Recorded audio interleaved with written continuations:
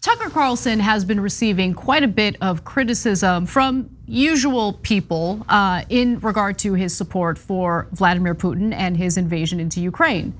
But now Newsmax apparently has a problem with it, which is really saying something because Newsmax is not some progressive outlet, it's not a liberal outlet, it's not even really a common sense outlet, but apparently they do have some moments of clarity. Even figures like Grant Stinchfield, who's got a fun name, but is also the psycho who said that suburbs were being invaded by undocumented immigrants. Apparently Russian propaganda, though, just goes a little too far for him. Let's watch. Tucker Carlson, I've told you this before, Dick. I agree with almost probably 95, 98% of the things that this guy says. Except on this, I'm so confused by it. Who are we going to side with? The country that's a democracy that got attacked or the dictatorship that did the attacking? Listen, Grant, you can say you agree with him on 98% of the stuff, but Ukraine isn't 2%. Ukraine is the overwhelming bulk of it. I mean, for God's sakes, if you agree with us on everything, the only thing you don't agree with us on is that you're going to let Russia take over the world, then I'm sorry, you don't agree with us. This was the one that left me really shaking my head. Cut 4, roll it. The Biden administration declared total economic war on a sovereign country. No American had been killed. The United States had not been invaded or attacked. And yet, with no meaningful public debate or congressional authorization, the Biden administration destroyed that country's currency, then removed it from the international banking system that impoverished its population. Joe Biden made a lot of mistakes with Russia, not doing things quick enough, not being strong or fast enough, but declared war on a sovereign nation. Dick, they bombed a maternity ward. So look at that, Stinchfield with some standards here, which is actually pretty shocking considering his past commentary. But I'm here for it because Tucker definitely deserves the criticism. So no, this goes exactly to the conversation we were having yesterday. First, let's just give you context. Newsmax is further right-wing than Fox News, so that is why this is remarkable. Second of all, Dick Morris is the Penguin. He's a comic book villain. He's a terrible guy, neocon, awful in every way. Okay, so these ghouls and goblins of the right wing, even they're confused.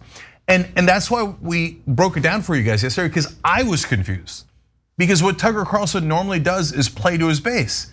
And he's like, oh, our viewers want racism, I'll give them over the top racism. You wanna be racist against black people? Check. You wanna be racist against brown people? Check. I mean, Tucker will do anything to get get those ratings up. But not this. Because remember, 3/4 of Republican voters are also against Putin. That's right. So that is why Stinchfield's not wrong in this case. It is curious. It is very unusual for Tucker Carlson to do this. And that's why we explained to you yesterday, it's that he actually genuinely believes in this philosophy of the same philosopher that Putin believes in, this guy named Alexander Dugin. And Steve Bannon outwardly says it. And Steve Bannon says Tucker Carlson's the only other hero that understands what we have to do. And those guys believe that in order for the traditionalist society to win, for conservatives to win, you have to basically eviscerate your own country. And you have to create divisions in the country, have the country fight ad nauseum, and then have a cleansing because they're even against modernity. That's why they're arguing against science every day. It is unbelievable. That's why we gave you the quotes, because otherwise you say that it can't possibly think that they do. Their #1 driving force is authoritarianism.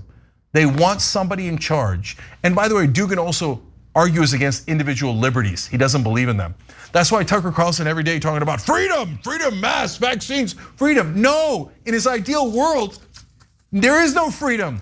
The authoritarian, but it must be a right winger. The authoritarian right wing leader takes over, and that's the new country we have, where there are tyrants.